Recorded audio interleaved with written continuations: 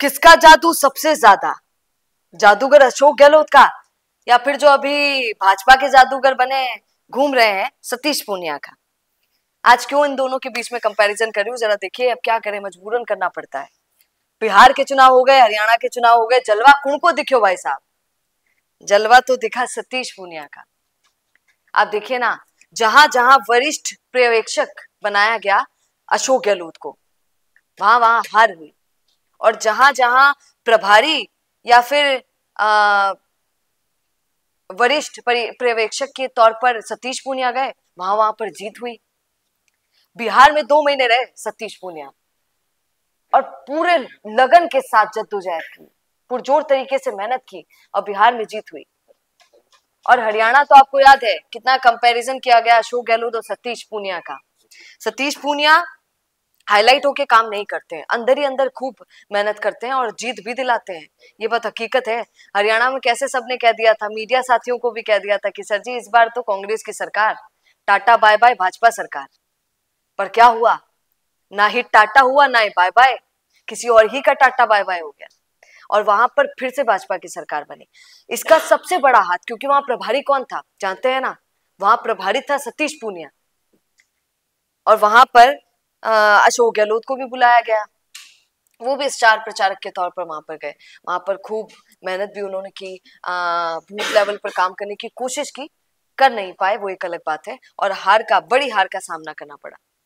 और आप बिहार में देखिए, आपको मैं बिहार में तो बता देती हूँ कितने काम थे पूर्व मुख्यमंत्री साहब के, अशोक गहलोत के। उनके काम थे उम्मीदवार चयन की प्रक्रिया की समीक्षा करना। अब आप देखिए, उम्मीदवार कैंडिडेट भैया, प्रचार रणनीति बनाना, प्रचार की किस तरीके से रणनीति होगी ये भी अशोक गहलोत ने बनाई थी। निगरानी रखने का काम उनका था, कौन काम कर रहा है, कौन सा कार्यकर्ता काम नहीं कर रहा है। अरे सर जी क्या किया, पार्टी हाईकमान को रिपोर्ट उनको देनी थी अशोक गहलोत को। इसीलिए तो आप देख रहे थे कि अशोक गहलोत बहुत जद्दोजहद कर रहे थे बिहार के अंदर, खूब जा रहे थे, खूब।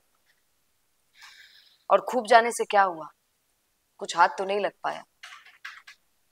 वहां पर उनको सचिन पायलट से भी देखिए ना कितना बड़ा मौका उनको दे दिया गया।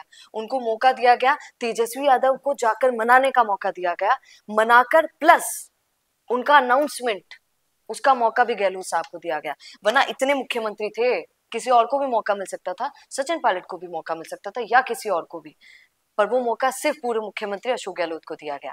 तेजस्वी यादव जो थोड़े से खफा थे कि भैया काइयो आपनो नाम क्यों कौन नहीं ले रहा है, लीजिए हमारा नाम, लीजिए कि जीत गए तो मुख्यमंत्री तेजस्वी को बनाएंगे। ये बात पहली बार जाकर अशोक गहलोत ने की, राहुल गांधी भी नहीं गए थे तेजस्वी यादव को मनाने, क्योंकि शायद उनको भनक लग गई थी कि अपना बेड़ा पार होने वाला है नहीं शायद यहाँ पे, तो क्यों ना आरजेडी का ही बेड़ा पार लगा दे। आरजेडी जीत गई तो भी एक ही बात है, पर वहां पर पता चला कि आरजेडी भी नहीं जीती। तेजस्वी यादव का नाम पूर्व मुख्यमंत्री अशोक गहलोत ने अनाउंस किया। इतना बड़ा काम किया, वहां जाकर मेहनत करने की कोशिश की, पर उनकी मेहनत पता नहीं क्यों रंग नहीं लाती, चाहे वो बिहार हो चाहे वो हरियाणा। पर सतीश पूनिया जो हाईलाइट नहीं होते हैं, वीडियोस नहीं डालते हैं, प्रेस कॉन्फ्रेंस नहीं करते, मीडिया से बात नहीं करते हैं, कुछ नहीं करते हैं, उसके बावजूद हरियाणा में जिता देते हैं और बिहार में भी जिता देते हैं। अब प्रभारी वो बिहार के जरूर नहीं थे, ये बात सच है, पर कितनी तारीफें बिहार में भी उनकी सुनने को मिली कि बूथ लेवल पर काम करते हैं, जा जाके छोटे से छोटे बड़े से बड़े हर एक व्यक्ति से मिलते हैं। है राजस्थान के, पर अपना वर्चस्व हर राज्य में बनाकर रखते हैं। बिहार में कौन जानता है सतीश पूनिया को, उसके बावजूद वो सतीश पूनिया को जानने लगे, पहचानने लगे, उनकी बात मानने लगे बिहार के लोग, बिहार के कार्यकर्ता। और बूथ लेवल पे उन्होंने काम किया। हालांकि वो एक अलग बात है कि आमेर सीट से 2023, आप बोल देंगे ना कि मैडम इतनी बात थी उनमें तो अपनी सीट हार गए क्या?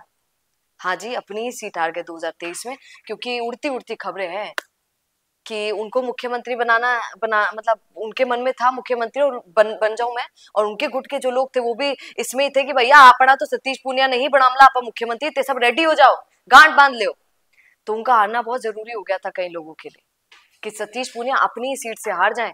अगर वो आमेर वाली सीट से हार जाएंगे तो फिर मुख्यमंत्री बनने के लिए किस मुंह से आकर बोलेंगे कि सर जी हमको बना दो। और हार के बाद भी आप देखिए, सतीश पूनिया इतने लायक व्यक्ति थे कि हार के बाद भी उनका नाम बहुत आ रहा था कि सतीश पूनिया को मुख्यमंत्री बनाया जाएगा।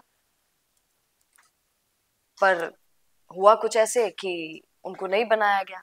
बल्कि आपको बोलना चाहूंगी कि he is a deserving man, he was a deserving man. उस समय था कि सब कह रहे थे कि हाँ भैया सतीश पूनिया को बनाया जाना चाहिए, पर बनाया नहीं गया। वो एक अपनी पार्टी की बात है। आप क्या कहेंगे पूरी खबर पर? कमेंट जरूर कीजिए और बने रहिए द फैक्ट इंडिया के साथ। नमस्कार। बिजनेस अच्छा हो सकता है, लेकिन अगर नाम नहीं दिखा तो पहचान कैसे बनेगी? अब टेंशन छोड़िए, द फैक्ट इंडिया आपके बिजनेस को देगा वो पहचान जो पूरे राजस्थान में हर किसी तक पहुंचे। न्यूज चैनल पर विज्ञापन, पॉडकास्ट और प्रमोशन के जरिए आप सीधे 5 लाख सब्सक्राइबर और 10 करोड़ से ज्यादा व्यूज तक अपनी पहुंच बना सकते हैं। तो देर किस बात की, आज ही द फैक्ट इंडिया से जुड़िए और अपने बिजनेस को बनाइए हर घर का नाम।